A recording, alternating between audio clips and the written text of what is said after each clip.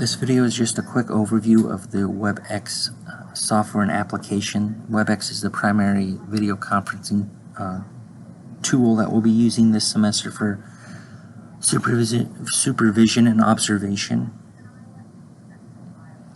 It's pretty straightforward and pretty simple.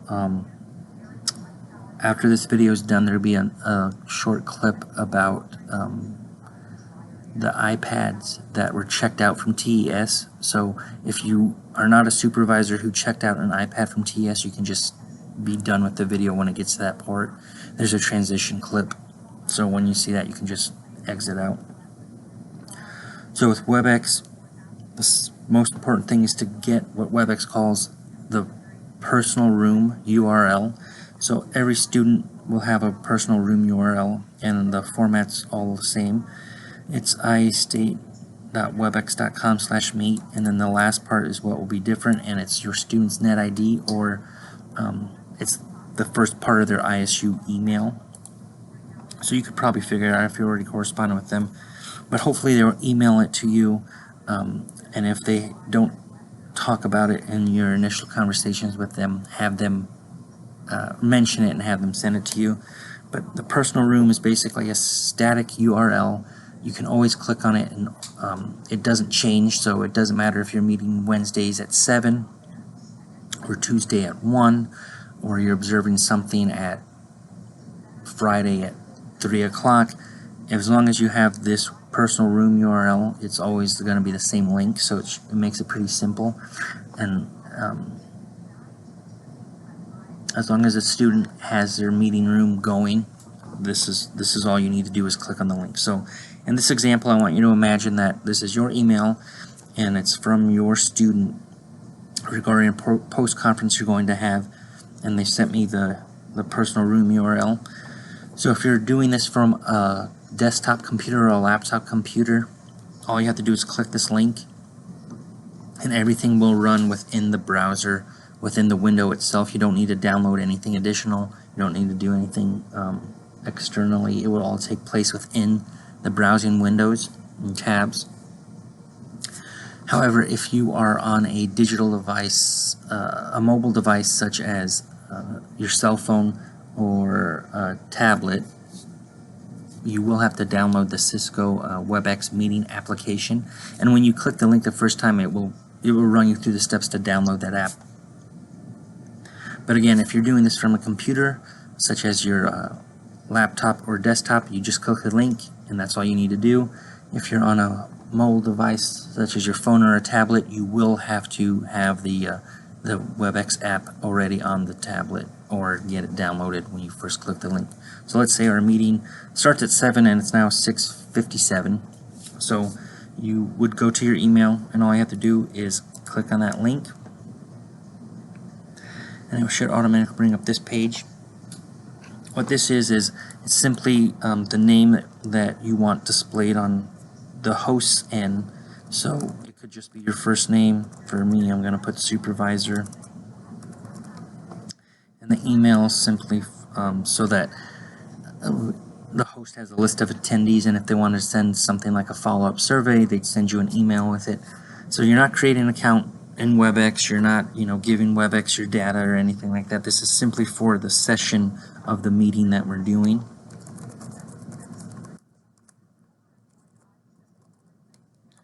You can press next. And so now we're in the let's call it a waiting room.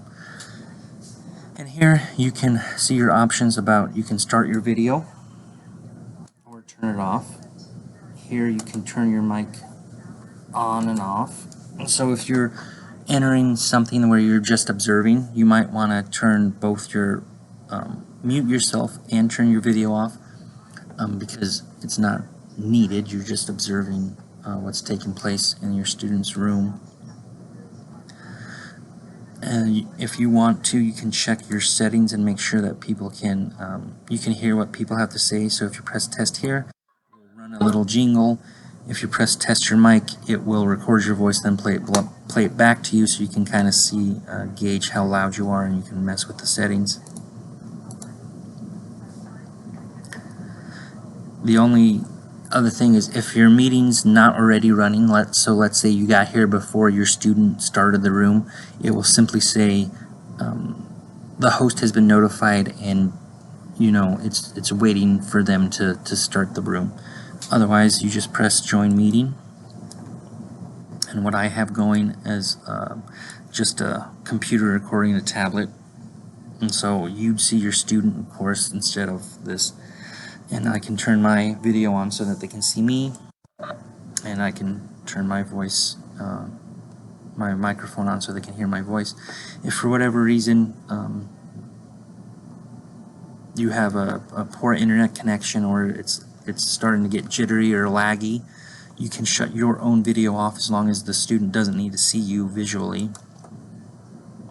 And then that might save a little bit of bandwidth and make it a little bit easier to hear them.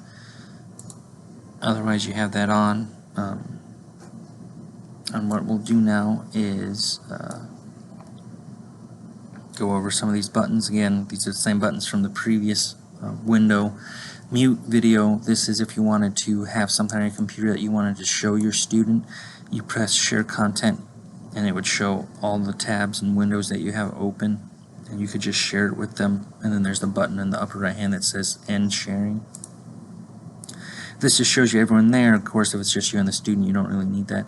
The chat feature is good for if you have a web address that you wanted to send your student, and you wanted them to check it out while you're in the meeting. You can just send them the URL, and they click on that, and they get sent to the exact website that you're talking about. Really quick, we'll go over, let's say you're doing an observation, and you wanted to fill out your observation forms while you're watching them. You can pull that from the Canvas page. Of course, this should be done prior to getting into the meeting if that's what you're doing. But on the Canvas page, there's a fillable observation form. It's a PDF. You want to download the PDF and save it somewhere where you can get what's called a local copy, because if you just open it in here, it will open up in the browser. Let's see if I can make that happen to show you the example. And so it's just in the browser, so typing on here is not the best option, especially if you want to save it and send it or upload it somewhere. So I saved a local copy, and so the local copy is taking up my entire screen. So if you look in the upper right hand corner, you can minimize it, and then you can reposition it.